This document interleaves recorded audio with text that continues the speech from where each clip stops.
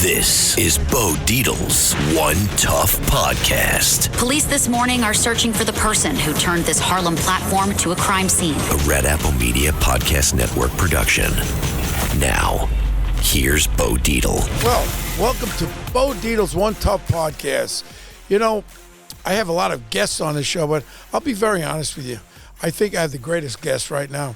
I call him my son because I've been with him for a lot of years. We've been through a lot of stuff together, and he's one of the most entertaining people. Forget about radio. He's in acting now. We're playing some of the films together, and he's a very dear friend of mine. And one of the most important things that I really admire Sid Rosenberg is we all know what happened in Israel back in the fall.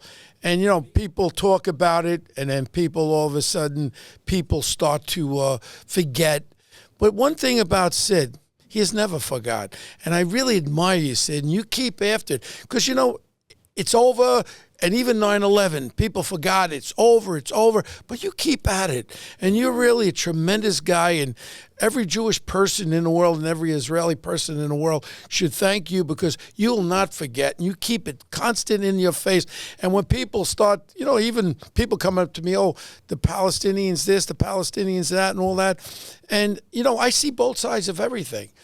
You don't like to see little babies getting blown up. Either do I. But we can't forget what happened. They were the victims back in October, the Israelis. They came in at the rape, putting babies in ovens, raping and all that. Hey, let's not forget. They started. We don't want to see innocent people get killed. And I know you don't. You love children like I do. But I thank you for keeping it in the news, and you're the man. You know, there's a lot of things that we got to talk about today, and, you know, I'm an avid listener. I wake up at 6 o'clock in the morning, I put you on. I can't stop listening to you. Sid, I love you, and what you do is tremendous, and you did make WABC, and anybody tells me any different. You know, we love John. John put the money up there, but if you didn't lead off this cast of characters, you could have went. Yeah. I seen them all go. Well, I don't know about that. It's that's very nice of you to say that, Bo. And you know, back to Israel for a second. One of the things that you've taught me in the 27 years now that we've been close friends, relatives like my father, 27 years, a long time, is loyalty. Wow. Very few people have loyalty today. Very few. The same person that'll walk up to me today and say, Sid, I love your great show, will be quick to put a knife in my back tomorrow. That's not you. You've remained loyal to me and others. You've got friends for forever. And that's how I feel about the Israelis and that country and my people. I'm loyal to my people. Look, I'm not exactly sure what an innocent Palestinian is. I don't want to see babies die, of course not. I don't want to see children die. But the truth is, I don't see two sides to this. There's one side. The Israeli people were home asleep on a Saturday morning, on a holiday Saturday, Bo, during Shabbos. And these animals who worked on those same homes the week before came back to that house, raped their daughters, killed their children in front of their parents, put live babies in the oven. And these were Palestinian civilians, not necessarily Hamas. Yeah. So there's one side. And until we destroy Hamas, this will continue. And if that means, quote unquote, innocent Palestinians die, well, I got a word for that. It's called war.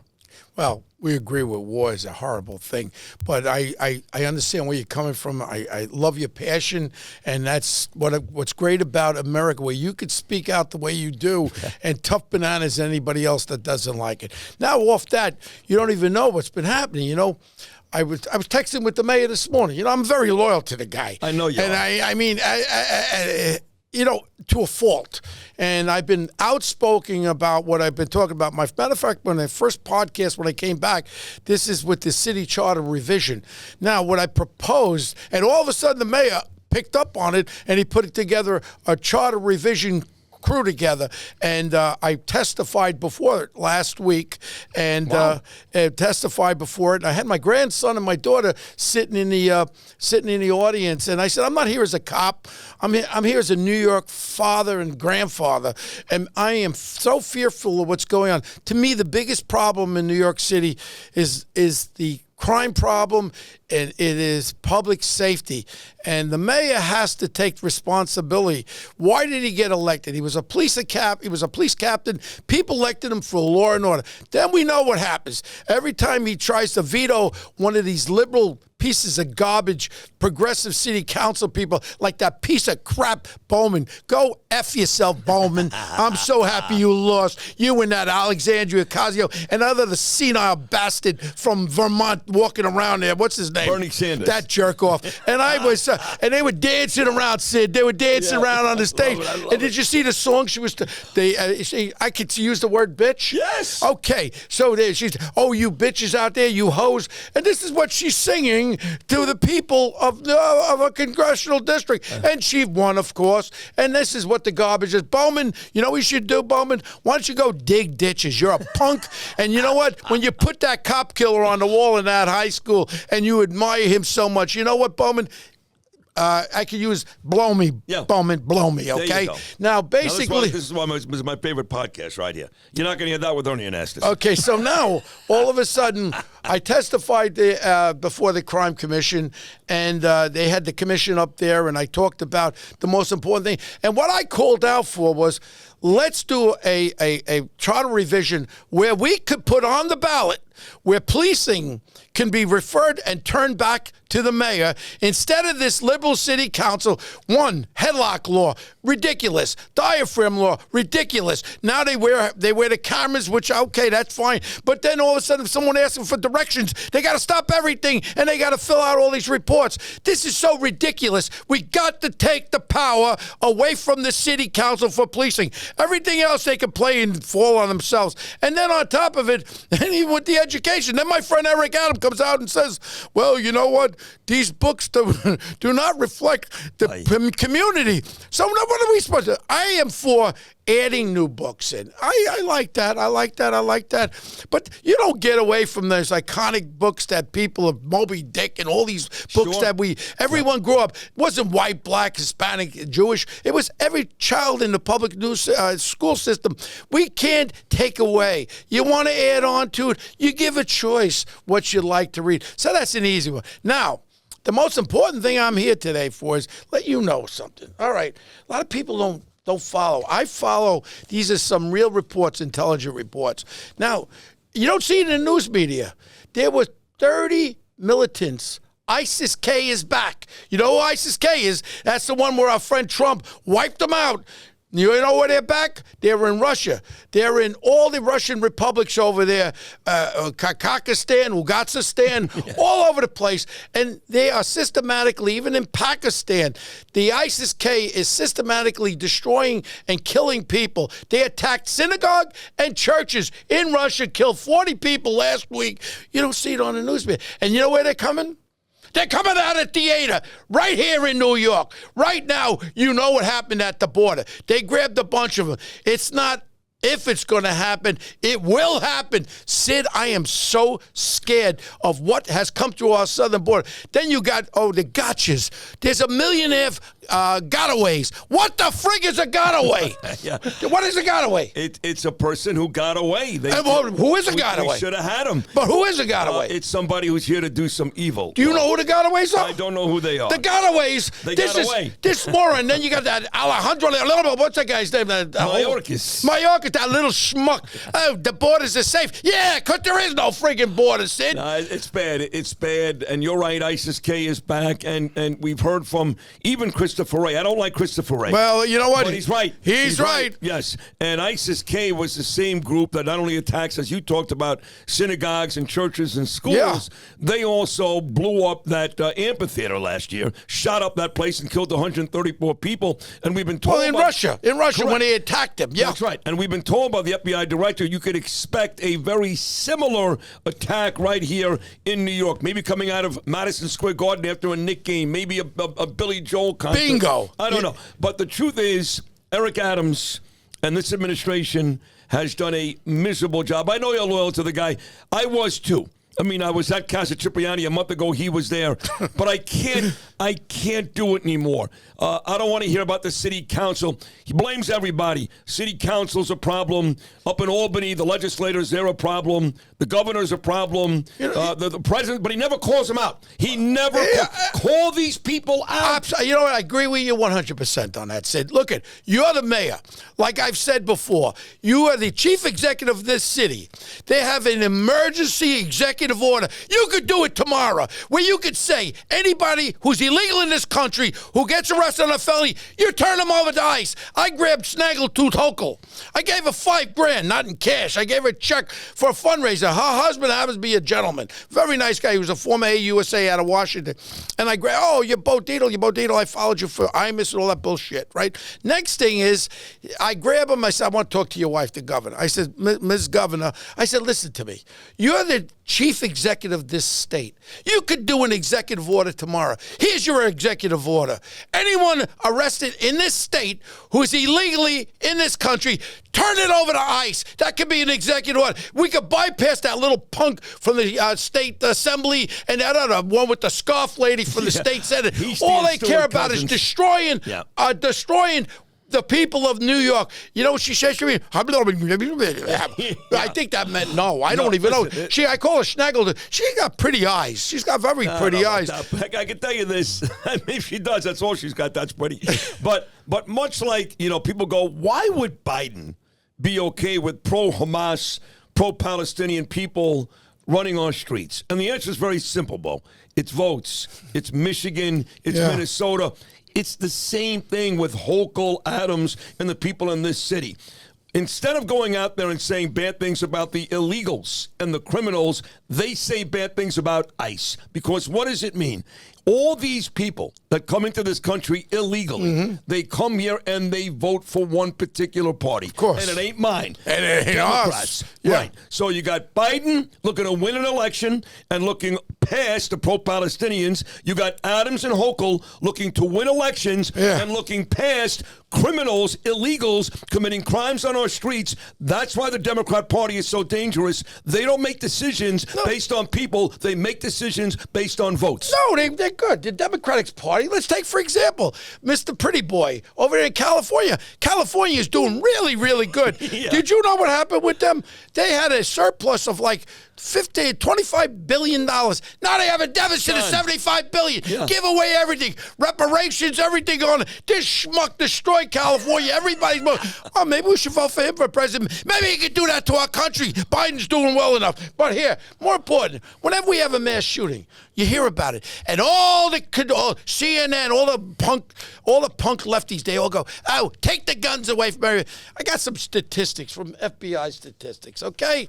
First of all, there's approximately 21,000 homicide murders across the country last year. How many do you think were active shooting murders? How many? Well, I wouldn't even know. I'm going to let you know, 2023, there was 105 people killed in mass shootings against 21,000. Do the math. That's half of a percent. But every time you see these schmucks, when there's a mass shooting, we got to take the guns away. That's not what's killing America. What's killing them are the illegal guns across our country. And the majority, 85%, who's getting killed? Are minority, are blacks, Hispanics, and these gang punks that have infiltrated. I almost got into it the other day. I go to the friggin' car wash. Some little punk with tattoos up his head, across his head, and he's signaling me in, and all of a sudden he's going like this. I say, excuse me, calm down. He goes, don't talk to me. I'm ready to go. I carry a bat in my car, too, and I also got a knife. I'm telling you, Sid, it's a matter of time with you, and it's a matter of time with me, because I ain't sitting back. No. And I'm going to tell you, I'll be the headline, because the Post don't like to put me in there. No, I know they don't. They'll put it. You see the Post right now. One tough cop locked up for busting some guy's head or something. But this is what's going on. This is what happens with the news media. The news media controls everything. Damn it, this election shouldn't be even close. And what Trump should do tomorrow night, which I'm going to watch, he shouldn't go against Biden. The only thing he should just say is all his weakness. Don't talk about yourself, Donald. We know you're the greatest. I love you. You're a narcissist, but you're my narcissist. And I want you to be my president because you're the guy that can straighten it out. And people, if you don't like him, hold your nose. You got to vote for him. I don't care who you are. And I have to say it like that, Sid, because I get approached, and I'm sure you do in your communities and all that, upstate New York with all those liberal son of a guns up there in Liberty, Monticello. Yeah. What, are they in really good shape now? No, they're in terrible shape. And look, you know I've been loyal to Trump from the beginning. Last year, there was a lot of people like, look, I like his policies, but give me Nikki Haley, give me Ron DeSantis. And you know, because I even fought with you and Peter King, I stayed behind Trump. He's been my guy for years. Bernie was there first. I arrived not soon after. But I hear what you're saying. A lot of people are saying the same thing. He'll be better served tomorrow night by being measured, talking about all the things he did well. Attack the downfalls. Right. Talk about the economy. Talk about the real possibility the of World War military, III. everything. Right. Let Joe Biden take the personal shots. Let Joe Biden call you a convicted felon. But, I know me and I know you. And it's real easy, Bo Dietl, to sit here and say that's what he should do. But if you were up on stage and somebody kept referring to you as a convicted felon, you would probably punch that guy across the face. Yeah, well, you can't punch that old guy who claps him one thing. But you would say something. You'd be like, what about your son, that degenerate? You would say something. Well, you know something? He has to... He wins 100% if he just shows the downfalls of that. And, speaking of downfalls, there's this guy, George Soros. He's buying up all the stations all around it. Now the FCC's investigating him, controlling him, a foreign entity and all that. Yeah, this fat punk. I cannot read the obituary fast enough. George Soros dead. Creepo dead. Well, and you know what? Your punk son should go along with you. That's the problem. If George Soros dies, his son Alex, who these days is banging Anthony Weiner's ex-wife, Huma Aberdeen, that's his girlfriend, he's maybe more dangerous than his own father. But here's the good news. Your friend and mine, dear friend of mine for 47 years, Joseph Tacopina, has put together a team of 3 attorneys. Joseph Tacopina, the great Bob Shapiro, O.J. Simpson, and Danielle Rosenberg, my beautiful wife. My girl. The 3 of them, she does love you. The 3 of them are going out to sue people like George Soros, the Muslim Brotherhood, any person who puts money behind a violent organization in this country will have to deal with Joe Tacopina, Bob Shapiro, and Danielle Rosenberg. I love it. I love it. Hey, why don't we throw that fat pig on there, that Alvin Bragg, for releasing people committing crimes? They say they didn't have enough evidence, breaking the windows, destroying everything, and he releases everybody. But yet, they got that great Marine on trial, you fat punk. You should reevaluate yourself, fatso. You know what? Take that Wachovia stuff. Stop pumping that up, you fat pig, instead of eating pizza pies. He's another very good friend of mine. He's a great attorney. Tom Kniff. Oh, I like him. Daniel Penny's attorney. That guy's a real deal. And that guy served in Iraq and Afghanistan. I heard him. He was on the C-130 there. Yes. I listened, Sid. He was on. That was the day. That was Flag Day. Donald Trump's birthday. The same day. It was the Army's 249th birthday. I was driving out to Long Island. I loved that interview. He called you for the C-130 or whatever the hell he was. C-17. That's right. Whatever the hell it was. Very good, Bo. Yeah, but you want to know something? You know what? There's a couple other issues. We talk about windmills. I have a friend that said they're so expensive, they're not cost effective. Then what's the other? The solar thing. They maybe put solar panels on my friggin' house, and the friggin' things, all that. Okay, that's all groovy. Fine. But the only problem is electricity. We're going to need electricity. Oh, let's buy some more battery power. Where are you going to put the plug up your ass if you don't have no electric power? What the other guy, Radar Head, who's been at the dinner with me up in Rails many times, Bill Gates, he's onto something. Now nuclear energy is a lot more cleaner. Yes. It's more safe. Let's go back to the nuclear energy so we can make enough electricity where we don't have to burn fossil fuels. We do it slowly. Do it over 30, 40-year trends. Forget about Bill Gates. Yeah. I know you know this. My man Musk I like. Musk is great, but the man that makes this great podcast, this great Bo Dietl podcast possible, he owns all of this, John Catsimatidis. His energy company is now in a deal. They're going to make these nuclear generators where you could use at your house. Wow. Small nuclear generators. Can we buy stock in that? Yes. I tell John I want to buy. I'll put $100,000 in there. I'll put $100,000 right away. Smart. It's smart. It's very smart. That's going to be his business. And you want to know something? Everyone ran away after the 3 Mile Island and all that, and what happened over in Russia there. But Chernobyl was terrible. Yeah, but things have changed. Yes. The safety factors. Why isn't anybody talking about? Why is Bill Gates and John the only ones talking about it? John's onto something right there, because really it's the cleanest way of energy. We could eliminate eventually, but the first thing that Trump should do is take that thing and open that baby up. That pipeline, baby. Open it up. And you know what? We tell everybody, hey, kiss my butt. He keeps saying the first thing I'm going to do, to your point, Bo, you're 100% right, is 3 words. Drill, baby, drill. Drill, baby, drill. We had it. We were energy efficient before. We did it ourselves when Trump was president. Biden shut it all down. The first move Biden made, he shut down the Keystone Pipeline. That was a disaster for this country. Of course. We've never recovered economically. Yeah. Drill, to your point, Bo Dietl, drill, baby, drill. I'm on that. Now, and this is a big issue. I don't know if you saw China. Yes. China. like Trump said, China. Do you know what they've been doing? They've been buying property up all over the United States. And you know where they're close to? Our military institutions. 50,000. And they ain't short order cooks. Have come to our southern border. Nobody knows why they're coming. They didn't get no jobs in Chinatown. What are they doing? Yeah. These are guys in their late 20s, early 30s. What are they doing? I'll tell you what they're doing. They're planning to have these people as sleeping cells. So when they don't have to drop one bomb.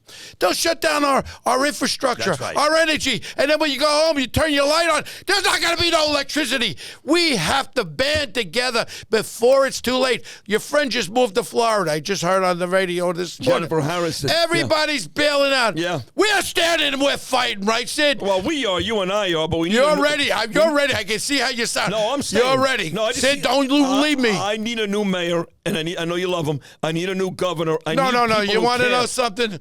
I am very, very, very, very not happy. Good. Like you said, if he can't get stuff done because of the progressive, no. Every day you should be standing on that soapbox and saying, here's what I want to do. I was elected to save the people of New York, but the liberal progressive city council put it on the ballot in November to give policing power back to the mayor, and let's see what happens. If he gets that power back and he doesn't do anything, then he can kiss my ass. And you mentioned the Chinese thing. It's important. I had Gordon Chang on the show yesterday. Oh, he thinks the world's ending tomorrow. I know he does, but he made the same point you just made. And, we're talking about the Venezuelans, the Ecuadorians, all these people coming from South America committing crimes.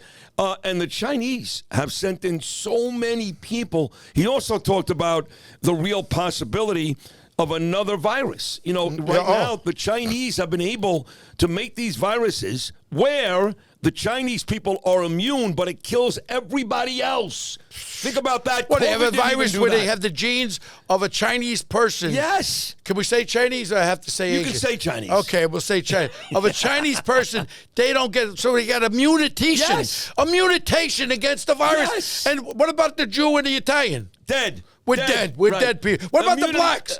Dead. Oh, my God. So the only ones that survive. So there'll only be Chinese restaurants. Let's invest in Chinese restaurants because they'll be the only ones left. Right, Sid? Man. Well, I usually just eat Chinese food on Sunday nights. I'm the stereotypical Jew, but I could do it 5 nights. Yeah, but I don't. That means money. I don't care. I'm starting to think about my eating Chinese food. What's the matter? Just think how they get to us. Through the food. I know. I remember. Sid, but through the food. During COVID, the Chinese restaurant business took a beating. It took a beating because we were told the Chinese, and it's true. We know it's true. Right, with that little punk there. Dr. Why is he Fauci. indicted? Dr. Fauci dick. Yeah. But I got to tell you, Bo, you're Italian. Yeah, I'm Italian. The Italians, between Dr. Fauci, Robert De Niro, the Italians are making you look bad lately. You got to admit. I know you love Bobby. You in movies. No. I don't love Bobby. Okay, I'd like to punch him in the face. Oh, good. You know what You stole the scene from him anyway. He made a film about a wise guy film, and check this one out. He told the director there, what was his name? That Jewish director, the new film he made. Woody Allen? No, Jewish. But so it was about Nick Pileggi wrote it. Oh, Nick Pileggi. Big movie, $60 million. This punk played. It was supposed to be Al Pacino playing one of the leads, and him. He knocks Al Pacino out. He plays both leading roles. Yes. What was his name? That director. Yes. Oh, come on. It's Not gonna bother me. Aronson. Barry Levinson. That's it. That punk. That's You're a it. punk, Barry. Yep. You know what, Barry? Don't put me in any of your movies. Kiss my ass. I don't really the care. good news I'm is in this. Scorsese movies, That's not right. in your crap. And in The Irishman, the Martin Scorsese movie, sitting in a room with Al Pacino and Bob De Niro with the watermelon, and everyone says it's not just me because I love you. You stole that scene. Thank you. You're a great actor. You are a great actor. Well, you're a great actor. No, you're great. You're a great Godfather You're of Harlem, good. You're great. good. Yeah. But listen to me. De Niro, very good.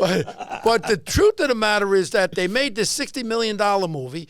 He plays both. By Vito Genovese was supposed to be played by by Pacino, which would have been great.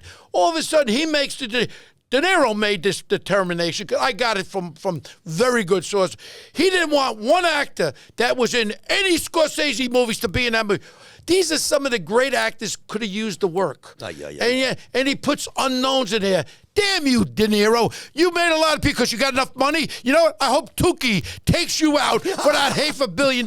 Hey, Tukey, you deserve half of that money, baby. You married this creep, and all of a sudden now he's with some Chinese spy there. What's her name? I saw that. His new wife's a Chinese spy. But are you more angry with De Niro about what he did with that Barry Levinson movie, or when he stood across the street from the courthouse and took shots at Donald Trump on behest of Joe Biden? That was so disgusting. It just made me hate him more. Yes. And I tell you what, Bobby, you ain't coming to Rayos with me, okay? Remember, you can eat the friggin' park across the street. Go get some Frankfurters. You know what, Bobby? I came up to you on Scorsese's 80th birthday. I begged you. I said, please, Bobby, Nick Pileggi's like my father. I've been in every one of his movies, and I love him. Give me a part. I'll get a shine box. I'll do anything. Give me a part. You never gave me a part. So, you know what? I have a foul taste to you. And what you keep doing, you know what? I ain't your friend, okay? And you can keep me out of your movies or some of those other jerk-off movies you make. You'll take any movie. What's all those garbage movies? Meet the Fockers. Oh, yeah. Meet this fucker Well, here's there. the good news. You talk about Rayos, you talk about Italians. Yeah. So the last time I went to Rayos with you, Yeah. and I've been there many times. Thank you very much. You want to come up to Rayos this afternoon? They're having a lunch at 12 o'clock. We'll drive right up there. Ava just got off from Israel. I got to go. Oh, home, okay. But thank you. But the last time I was there with you, you had a great Italian there. He's a very good friend of yours and a friend of mine. Who? His hockey team. No, my God. Just won the Stanley Cup. They're going to bring the cup to Williamsburg. He Bo. texted me. He texted me tonight. He wanted. He had a little health concern. Thank the good Lord, he's going to be all right. I don't like Vinny Viola.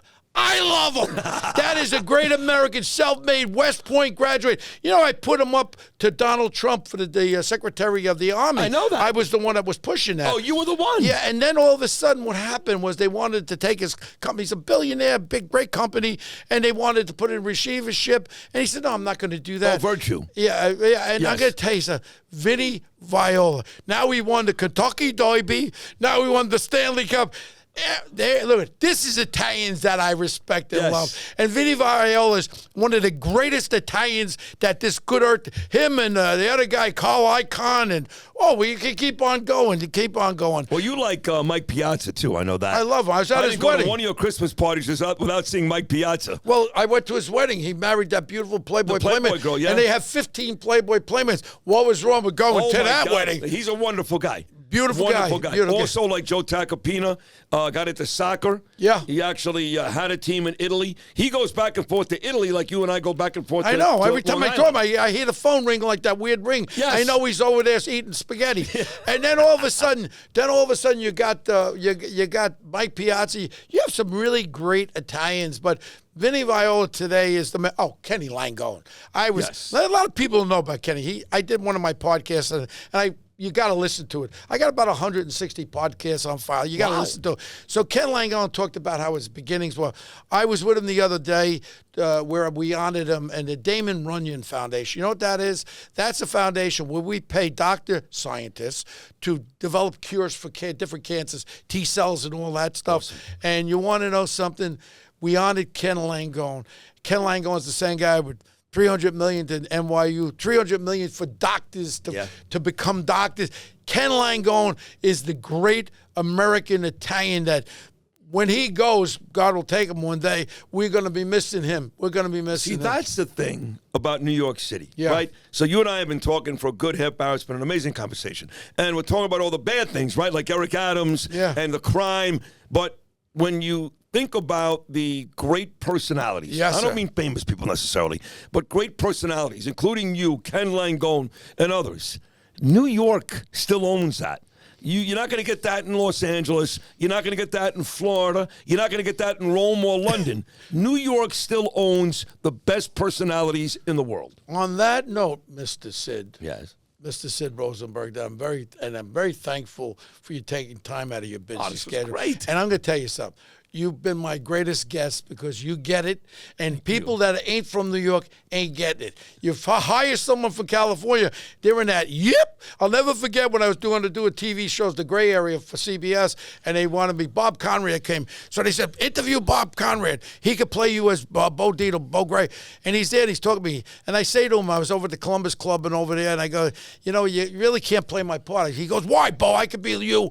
I go, because you got that freaking California yip in your voice. Yip! How can you sound like Bo? You sound like you're sucking on some flowers in California. He got mad, and he stood up. I said, listen to me. You ain't got no batteries on your shoulders. I'll knock you right on your ass. Funny. I remember that. No, I said that to him, and I don't play. No, right. See, I'll take a Boston guy like Mark Wahlberg. Okay. That's your guy. I like that. That works. Yeah. Great American, Tunnel to Towers, but those Cali guys. No. On that note, we're going to have to leave and listen to me, Sid. I miss you, love you, and love your family. Too. Just take it easy with the coaching, all right? All right? And everybody, all I can tell you is if you want to be informed about everything, you turn in 6 o'clock, catch them in the beginning. After Noam, you catch them and listen right through. And these extra hours that have been thrown in there, I savor that extra hour from 10 to 11. And Sid, thank you so much. I love you and your family. I love you too. And I tell you what, as great as the show is, and I know who's watching this, as great as the show is, it was better when you were there twice a week. And I love John, and I love the station, and I hope one day I could be back. I hope so too. I love you, Bo Dietl. Thank you. Thank you.